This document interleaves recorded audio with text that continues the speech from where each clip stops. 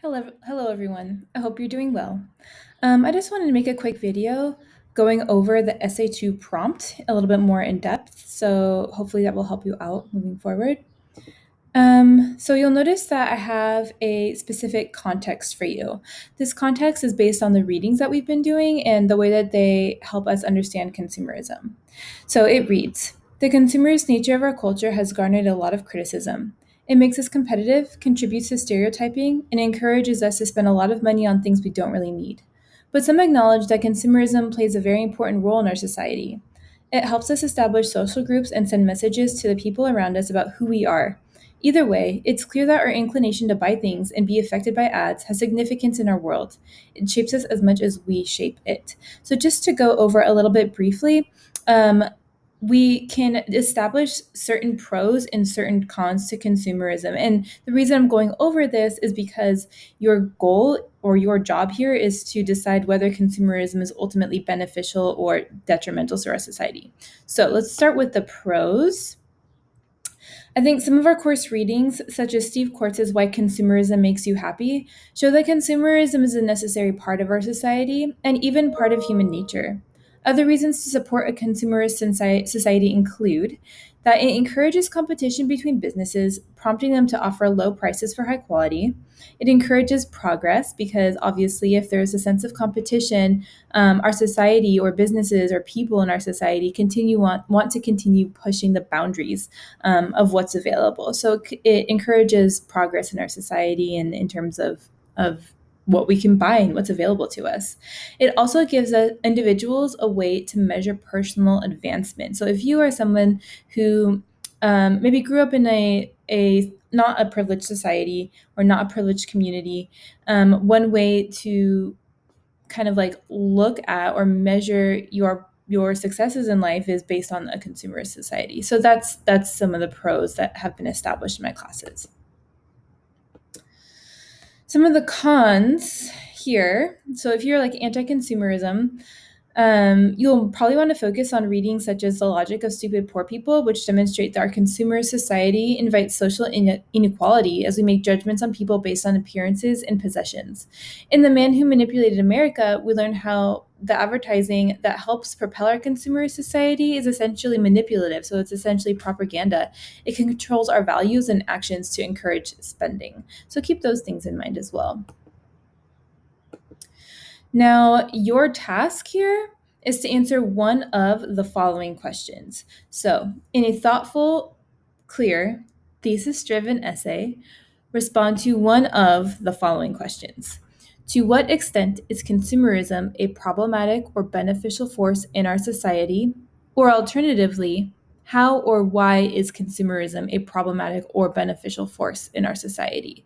So, one of them is going to allow you to play in the middle, right? That first question is going to allow you to say that consumerism is beneficial only with these limitations, or it's detrimental unless, right? You get to determine where consumerism stands kind of in the middle. Alternatively, you can argue for or against a consumerist society. Is it ultimately detrimental or is it ultimately beneficial? That's up to you, but you can only choose one. So this essay has specific requirements, and these requirements are based on the course SLOs. So you need to be able to do these requirements in order to pass the class, which is our bottom line here. So the first requirements, the most basic ones, are it has to be 1,750 words. It needs to be thesis driven and it needs to be argumentative. It needs to have an introduction that thoroughly introduces the topic of consumerism, defining any key terms and concepts, and indicating the argument, conflict, or conversation in which you are entering. So we've talked about this a lot with our first essay. We want to establish that there is a discussion happening about this topic, and you are entering and saying your opinion before you leave. You must have a unique and specific thesis statement that answers the prompt question and provides solid reasoning. There should also be several body paragraphs that contain specific, clear, and argumentative topic sentences that elaborate on an area within the thesis. So we talked about that, right? The topic sentences and the thesis statement, they should read, if you read them together with no other part of the essay involved, they should read really clearly, almost like a paragraph, where it's clear how the topic sentences expand on the thesis. There should also be clear and thorough support in the form of quote sandwiches. So remember to layer those quote sandwiches, play with different processes of analyzing the quotes and connecting them. And make sure that the paragraph comes full circle and really connects back to your thesis so it's clear how everything is working together. You also need a counter argument paragraph, which I've posted information for in your on your Canvas page. So there's a slides, there's a presentation that I recorded like this, and there's also an a assignment for you. And then lastly, conclusion that wraps up and contextualizes your essay. There's a few more requirements that I want to go over.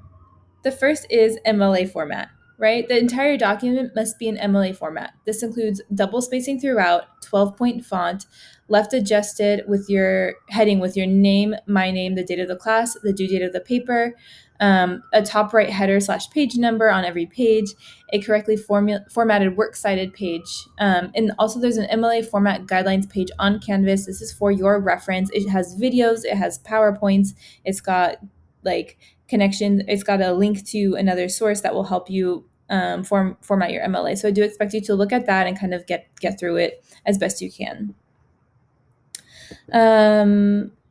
Lastly, no, this is not lastly.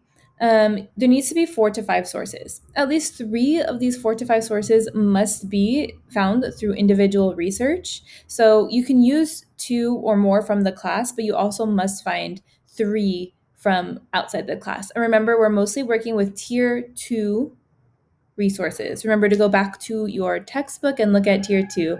They should be credible, they should be from reputable news sources. You should be able to research the author and see that they are some sort of like expert in this, or they have some sort of like high level of knowledge in what they're writing about. I also suggest and welcome you to use the LATTC library databases to conduct your research, and I will post some videos how to do that. Also, the LA Public Library allows you to do scholarly research, so I'll make sure to post some sources that lead you through that process as well. I think this is the last one. We want to make sure that you have a clear and appropriate tone. I noticed with essay 1, some of you take on like a motivational tone or an instructional tone or too kind of like informal of a tone. Or sometimes some of you go the opposite direction and it becomes almost like too formal, too academic. So we really want like clarity is the goal here. Make sure that it's clear. Don't like go too crazy with sentence structure. Don't use slang, right? It should be really clear and appropriate. Correct grammar, sentence structure, punctuation, and capitalization is a must. I know most of you know how to do appropriate capitalization and punctuation, that kind of stuff. So really go through and proofread your paper for those errors. And then it should be free from plagiarism of any kind. The last thing I want to go over is some tips I have for success. These are ways that you can empower yourself to contribute to your success on this assignment. I know we're kind of going through a funky time, but you have a lot of power to be successful in this class regardless of that. So first and foremost, you need to be fearless. Do not be afraid to take those mental risks, right? You clearly all have done the readings. You have an opinion on this. Be able to approach the prompt in a genuine way, and don't let fear stop you from doing your best work. Another thing I really want to encourage is time management. Begin on time. Don't wait till the last minute. This is a pretty long paper. You're not going to want to crank it out in one night and have to do all that research and all that reading in one night. One thing that will help is to submit all prep work. So any outlines, thesis statements, any like sort of like scaffolded assignments that I require, if you submit those on time, even if you feel like they're not complete, it's better to do that because that means I can help you. I can give you the feedback that you need in order to move forward.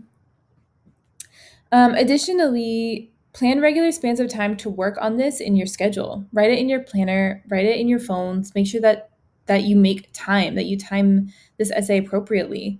It's not going to work if you kind of like wait for those crevices of time. What you'll want to do is actually like plan the time that you're going to spend on this essay.